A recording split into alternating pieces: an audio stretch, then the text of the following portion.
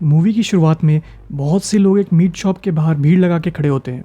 वो meat shop city में सबसे बढ़िया मीट बेचने के लिए फेमस है। लोग दूर दूर से यहाँ मीट खरीदने के लिए आने लगते हैं और इस मीट के लिए मुंह मांगे पैसे देने के लिए भी रेडी है। हफ्तों निकल जाते हैं और उस शॉप के बाहर भीड़ खत्म होने का नाम ही नहीं ले रही है, जबकि अब तो पहले से और ज़्यादा भीड़ बढ़ने लगी है। यहाँ तक कि पॉलिटिशियंस और पुलिस वाले भी यहाँ खींचे चले आ रहे हैं। एक दिन एक जिज्ञासु कस्टमर शॉप वाले से पूछ लेता है कि ये किस जानवर का मीट है। शॉप वाला उससे कहता है कि ये पोर्क है जो वो ईरान से लेके आता है। बहुत जल्द ये बात पूरी सिटी में आग की तरह फैलने लगती है और अब सब सिर्फ ईरान का पोर्क ही खाना चाहते हैं। शॉप का ओनर, जो कुछ महीनों पहले तक बड़ी मुश्किल से अपनी रोजी रोटी चला पाता था, अब करोड़ों में कमाने लगा है। इस शॉप के खुलने के बाद से बड़ी मीट फैक्ट्रीज भी बंद होने लगी है, क्योंकि अब सबको ईरान का मीट ही पसंद आ रहा है। अब मूवी में ये दिखाया जाता है कि ये मीट शॉप की फेमस होने की शुरुआत कहाँ से हुई। ये मीट शॉप विंसेंट और सोफी नाम का एक कपल चलाता है और ये शॉप पेरिस के आउटस्कर्ट्स में बना हुआ है। बाहर से देख के लगता है कि इस कपल की लाइफ में कोई प्रॉब्लम नहीं है, पर अंदर की बात कुछ और ही है। उनकी शॉप में मुश्किल से ही कोई कस्टमर आता है और अगर कोई गलती से आ भी गया तो वो विंसेंट के रूड बिहेवियर के कारण वहाँ से बिना कुछ लिए चले जाता है। एक दिन एक वीगन एक्टिविस्ट का ग्रुप उनके शॉप पे अटैक कर देता है। वो लोग चारों ओर नकली खून डाल देते हैं और उनके शॉप को बर्बाद करके वहाँ से निकल जाते हैं। विंसेंट गुस्से में उनका पीछा करता है और थोड़ी मेहनत के बाद उनमें से एक को पकड़ भी लेता है और उसका मास्क निकाल देता है। लेकिन उस ग्रुप के बाकी लोग वापस आके अपने पार्टनर को बचा लेते हैं। भागने से पहले वो लोग विंसेंट को पीट भी देते हैं। अगले दिन एक कपल उनके फ्रेंड स्टेफनी और मार्क के घर लंच पे जाते हैं। किचन में स्टेफनी से बात करते करते सोफी अपनी फाइनेंशियल कंडीशन बता के रोने लगती है। वो कहती है कि उन्हें तो अब बैंक लोन देने से भी मना कर रहा है। कुछ देर तो स्टेफनी सोफी को बेटर फील कराने की कोशिश करती है, पर बहुत जल्द उसके रंग बदल जाते हैं और वो सोफी को ये बताने लगती है कि उन लोगों का धंधा आजकल बहुत अच्छा चल रहा है। यहाँ पे पता चलता है कि स्टेफनी और मार्क की भी एक बुचर शॉप थी और उनके शॉप में आजकल बहुत ज़्यादा कस्टमर आने लगे थे। कुछ देर बाद ही वो लोग लंच करने लगते हैं। विंसेंट सबको कल उनके शॉप में हुए अटैक के बारे में बताने लगता है। ये सुनते ही पहले तो मार्क विंसेंट का मजाक उड़ाने लगता है, क्योंकि उसने अपने शॉप में कोई भी सिक्योरिटी इक्विपमेंट नहीं लगाया था। पर फिर वो एक राइफल ला के विंसेंट को दे देता है। वो कहता है कि अगर फिर से कोई ऐसी हरकत करे तो उसे अच्छा मजा चखाना। विंसेंट के पास गन रखने का लाइसेंस तो नहीं है, पर फिर भी वो मार्क का गिफ्ट रख लेता है। घर वापस जाते वक्त सोफी विंसेंट से कहती है कि उनकी लाइफ बहुत ही बोरिंग होती जा रही है, इसलिए वो विंसेंट को डिवोर्स देना चाहती है। विंसेंट को ये सुन के फ़र्क नहीं पड़ता और वो सोफी को पूरी तरह इग्नोर कर देता है। थोड़ी दूर जाते ही विंसेंट कल मिले वीगन एक्टिविस्ट को रास्ते में देखता है, जिसने उसकी शॉप बर्बाद की थी। उसे मजा जगाने के लिए विंसेंट अपनी कार को रिवर्स में डाल के उसे गिराने की कोशिश करता है, लेकिन वो कुछ ज़्यादा ही ज़ोर से उसे टक्कर मार देता है, जिस वजह से उसकी वहीं पे मौत हो जाती है। वो पैनिक करने लगता है और पुलिस को फ़ोन करके ये बताना चाहता है कि ये एक एक्सीडेंट था, और सोफ़ी उसे रोक लेती है क्योंकि उसे डर है कि विंसेंट के साथ वो भी फंस जाएगी। सोफ़ी के पास बचने का एक प्लान है। वो विंसेंट से कहती है कि वो लोग माइकल फ्रांसियो नाम के एक सीरियल किलर की कॉपी करेंगे और साइकिल वाले की बॉडी को छोटे छोटे टुकड़ों में काट के अलग अलग डस्टबिन में डाल देंगे। ये सुनते ही विंसेंट को लगता है कि उसकी वाइफ आजकल नेटफ्लिक्स कुछ ज़्यादा ही देख रही है और उसके पास इससे बचने का और कोई आइडिया है भी नहीं, इसलिए वो सोफ़ी की बात मान जाता है। रात में शॉप बंद करने के बाद वो डेड बॉडी को अपनी शॉप में ले जाता है और उसे छोटे पीसेस में काटने लगता है। काटते वक्त डेड बॉडी का एक कान नीचे गिर जाता है। विंसेंट का पेट डॉग तुरंत वहाँ आके वो खा लेता है। पूरी बॉडी को काटने में विंसेंट को बहुत टाइम लग जाता है और वो बहुत थक भी जाता है, इसलिए वो उसके टुकड़ों को सुबह जल्दी उठ के फेंकने का डिसाइड करता है। अगले दिन उसे उठने में थोड़ी देर हो जाती है, पर वो उठ के देखता है तो उसे डेड बॉडी के टुकड़े शॉप से गायब दिखते हैं। तभी मिसेस कॉइनयार्ड वहाँ आ जाती है और कहती है कि सोफ़ी ने उसे सुबह जो मीट बेचा था वो इतना अच्छा था कि वो फिर से वही खरीदने आई है। यहाँ विंसेंट को पता चलता है कि सोफ़ी ने सुबह मिसेस कॉइनयार्ड को पोर्क समझ के डेड बॉडी के पार्ट्स वाला मीट बेच दिया था और मिसेस कॉइनयार्ड को उस पर कोई शक भी नहीं हुआ। विंसेंट को ये सुनते ही बड़ा झटका लगता है, इसलिए वो मिसेस कॉइनयार्ड को और कोई मीट देने के लिए मनाने लगता है और मिसेस कॉइनयार्ड को सुबह वाला मीट ही चाहिए। विंसेंट अपने कस्टमर को मनाने में बिजी है कि तभी सोफ़ी एकदम से कह देती है कि उसे भी वो मीट टेस्ट करना है। विंसेंट अपने कस्टमर के सामने सच नहीं बताना चाहता, इसलिए वो सोफ़ी को उस मीट का एक छोटा सा पीस ट्राई करने के लिए देता है। वो मीट खाते ही सोफ़ी को भी बहुत पसंद आता है, जो देख मिसेस कॉइनयार्ड फिर से वही वाला मीट मांगने लगती है। आखिर में विंसेंट उसे मीट के बारे में एक स्टोरी बता देता है कि उसने वो मीट ईरान से मंगवाया था, इसलिए इसका टेस्ट बाकी मीट से बहुत अलग है। इसके बाद ही वो मिसेस कॉर्नयार्ड को बहुत सा मीट बेच देता है जो सिर्फ उसे ही पता है कि कहाँ से आया है। जैसे ही वो शॉप से जाती है, विंसेंट अपनी वाइफ को सच बता देता है, लेकिन उसे ये देख सरप्राइज होता है कि सोफी को इस चीज़ से कोई फ़र्क नहीं पड़ रहा कि वो मीट एक इंसान का है। वो तो उस मीट को और कस्टमर्स को बेचने के लिए भी कहती है, क्योंकि इसी तरह वो लोग उस डेड बॉडी को पूरी तरह ठिकाने लगा पाएंगे। पर यह सुनते ही विंसेंट को लगता है कि उसकी वाइफ पागल हो गई है और वो डेड बॉडी के पार्ट्स को बाहर फेंकने के लिए जाने लगता है। पर इससे पहले कि वो ऐसा कुछ कर पाता, नया कस्टमर वहाँ आ जाता है और वही सेम मीट मांगने लगता है जो उसने मिसेस कॉर्नयार्ड को बेचा था। बहुत जल्दी वो मीट इरानियन मीट के नाम से फेमस हो जाता है और ये दोनों उससे बहुत से पैसे भी कमा लेते हैं। उस मीट की पॉपुलैरिटी को देखने के बाद विंसेंट को लगता है कि ऐसा भी क्या है इस मीट में कि सबको इतना पसंद आ रहा है। इसलिए वो हिचकिचाते हुए उस मीट को ट्राई करता है, पर वो मीट उसे भी बहुत पसंद आता है। कुछ देर बाद ही सोफ़ी वहाँ आके उससे कहती है कि वीगन्स का ब्लड बहुत ही प्योर होता है और इसी वजह से उस वीगन लड़के की बॉडी का मीट सबको इतना टेस्टी लग रहा था। सोफ़ी फिर एक और डरावनी बात कहती है, वो बाकी वीगन एक्टिविस्ट का भी शिकार करना चाहती है ताकि वो लोग और ज़्यादा पैसे कमा सके। पर विंसेंट इस बात को वही काट देता है। सोने से पहले वो सोफ़ी से ये भी कहता है कि सीरियल किलर शोज़ देखना बंद कर दो। अगले दिन उनकी बेटी क्लोई अपने बॉयफ्रेंड को लंच पे लेके घर आती है। विंसेंट ने सबके लिए मीट कुक किया है, लूकस वो खाने से साफ मना कर देता है। वो फिर उनको बताता है कि वो एक वीगन है। ये सुनते ही क्लोई भी लंच पे मीट नहीं खाती। उनके वहाँ से जाते ही विंसेंट और सोफ़ी को लगता है कि वीगन लोगों की वजह से आज उनकी बेटी उनके साथ लंच नहीं कर पाई, जो उसने बहुत ही प्यार से बनाया था। इस वजह से विंसेंट का दिमाग गर्म होने लगता है और वो सोफ़ी के प्लान के साथ आगे बढ़ने के लिए मान जाता है।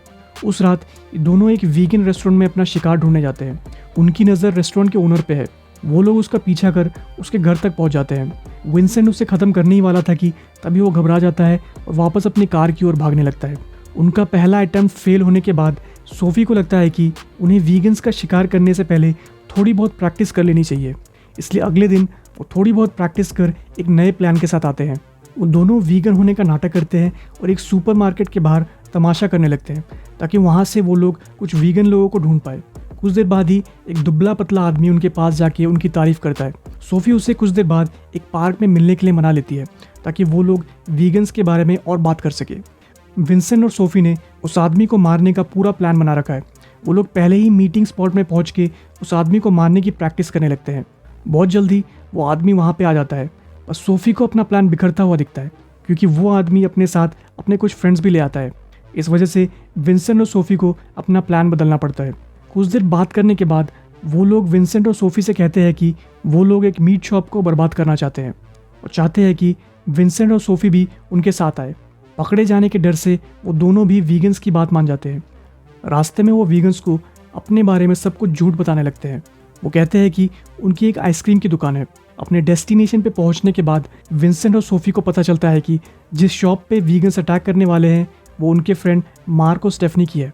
सोफ़ी उनके साथ अंदर नहीं जाना चाहती, पर विंसेंट को मार्क की अमीरी कुछ हजम नहीं होती है, इसलिए वो बिना ज़्यादा सोचे वीगन्स के साथ अंदर चले जाता है।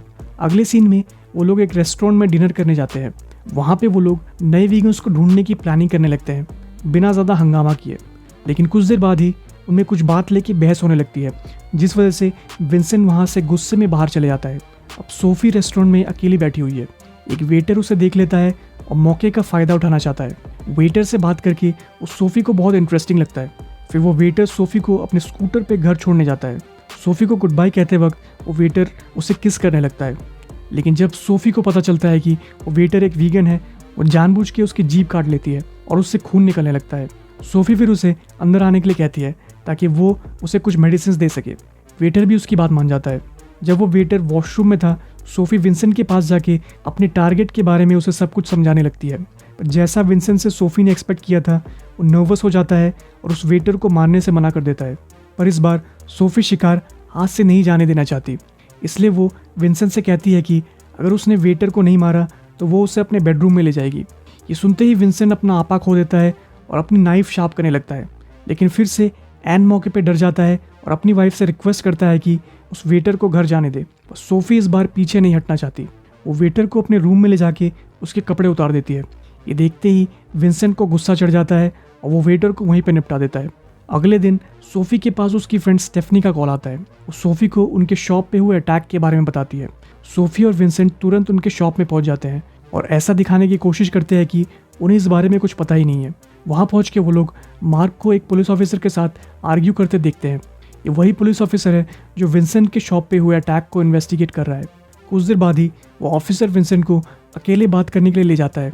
शुरू में तो विंसेंट बहुत डर जाता है, पर यह सुनते ही वो शांत हो जाता है कि उस पुलिस वाले ने भी उसके शॉप के ईरानियन मीट के बारे में सुन रखा था और वो जानना चाहता है कि क्या कल सुबह उसे वो मीट मिल सकता है कि नहीं।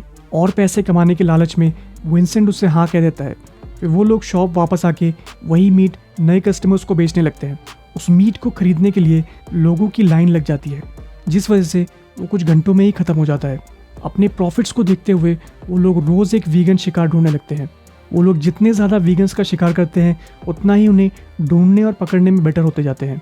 अगले वीक तो वो लोग उस वीगन मीट का प्राइस डबल कर देते हैं और फिर भी लोग उसे खरीदने से पीछे नहीं हटते। एक दिन ये कपल अपने फ्रेंड को लंच पे इनवाइट करता है और उन्हें अपना फेमस फेक ईरानियन पोर्क खिलाता है। बाकी कस्टमर्स की तरह स्टेफनी और मार्क को भी वो मीट बहुत पसंद आता है। और तभी मीट को चबाते वक्त मार्क के मुंह में एक मेटल की चीज़ आ जाती है। स्टेफनी जो पहले एक नर्स थी तुरंत पहचान जाती है कि ये एक पेसमेकर है। यहाँ पता चलता है कि विंसेंट के एक शिकार के हार्ट में ये पेसमेकर लगा हुआ था। विंसेंट उस बात को घुमाने की कोशिश करता है, पर मार्क को पता चल गया है कि विंसेंट अपने शॉप में कुछ तो गड़बड़ कर रहा है। और जैसे ही उसे पुलिस में देने की बात करता है, दोनों में लड़ाई शुरू हो जाती है। दोनों पागल कुत्तों की तरह लड़ने लगते हैं और कुछ देर बाद ही विंसेंट मार्क का कान काट के चबाने लगता है।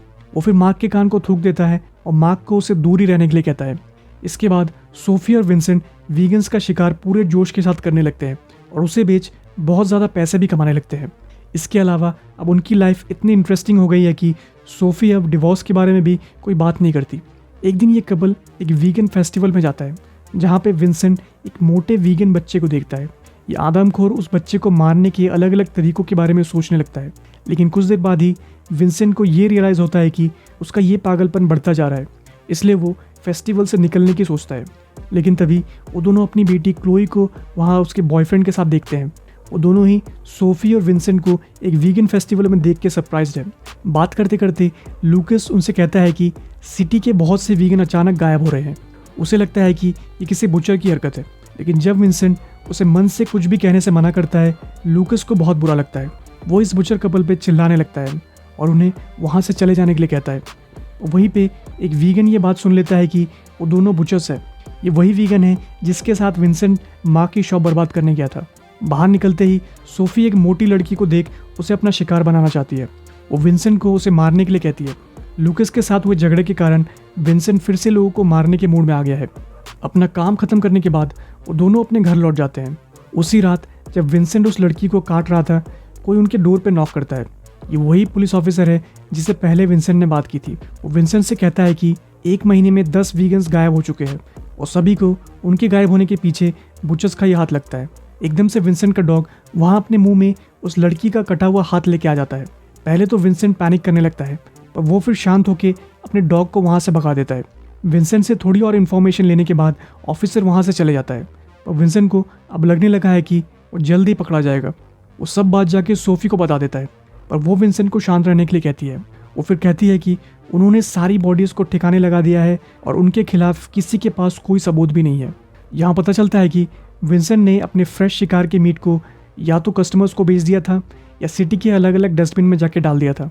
उसने ऐसा इसलिए किया था क्योंकि अब धीरे धीरे पूरे सिटी को मिसिंग वीगन्स के बारे में पता चल रहा है और वो कोई भी चांस नहीं लेना चाहता है। एकदम से फिर से उनका डोरबेल बजता है। इस बार दरवाजे पे लूकस है। वो उन्हें ग्रीट करता है और उन्हें फेस्टिवल में बदतमीजी से बात करने के लिए सॉरी बोलता है। लूकस फिर उन्हें एक्सप्लेन करता है कि वो इसलिए ज़्यादा भड़क गया था क्योंकि उसके वीगन दोस्त एकदम से गायब होने लगे हैं। चालाक सोफी लूकस को शांत करने की कोशिश करती है, तभी वो विंसेंट को इशारों में कहती है कि अगला शिकार मिल गया। पर इस बार उस सोफी की बात नहीं मानता क्योंकि लूकस बहुत जल्द क्लोई से शादी करने वाला है। अगले दिन सोफी से बिना डिस्कस किए विंसेंट अपने कस्टमर से कह देता है कि आज से वो ईरानियन मीट बेचना बंद कर रहा है, जिसे सुनते ही सब लोग बहुत दुखी हो जाते हैं। सुनते ही सोफी उससे बहस करने लगती है, जिस वजह से विंसेंट अपने डॉग के साथ शॉप से बाहर चले जाता है। उसके बाहर जाते ही वो वीगन ग्रुप जिसने मार्क की शॉप को बर्बाद किया था, विंसेंट के शॉप पे भी आ जाता है क्योंकि विंसेंट और सोफी ने उसे झूठ बोला था। सोफी उन्हें वहाँ से जाने के लिए कहती है, पर वो नहीं मानते। वो लोग सोफी को बहुत मारते हैं और उसे बांध के रख देते हैं। विंसेंट अपनी वॉक से वापस आके देखता है तो उसे शॉप के बाहर एक वैन दिखती है। वो समझ जाता है कि कुछ तो गड़बड़ है। बिना कोई टाइम वेस्ट किए वो शॉप में एक बड़े से चाकू के साथ एंटर करता है और देखता है कि वो वीगन सोफी को मारने वाले हैं। ये देखते ही विंसेंट उन पर अटैक कर देता है और अपने डॉग की हेल्प से 2 वीगन्स को मार भी देता है। बचा हुआ वीगन विंसेंट के शोल्डर पर अटैक कर देता है, लेकिन तभी सोफी अपने आप को छुड़ा लेती है और आखिरी वीगन को भी ख़त्म कर देती है। मूवी के एंड में इस कपल को 30 लोगों को मारने के जुर्म में पुलिस अरेस्ट कर लेती है। यहाँ बताया जाता है कि उनके ऑड बिहेवियर के कारण मार्क और स्टेफनी ने पुलिस में रिपोर्ट की थी, जिस वजह से पुलिस को मर्डर्स के बारे में भी पता चल गया था। कोर्ट में विंसेंट और सोफी दोषी पाए जाते हैं, जिस वजह से उन्हें मौत की सज़ा सुनाई जाती है।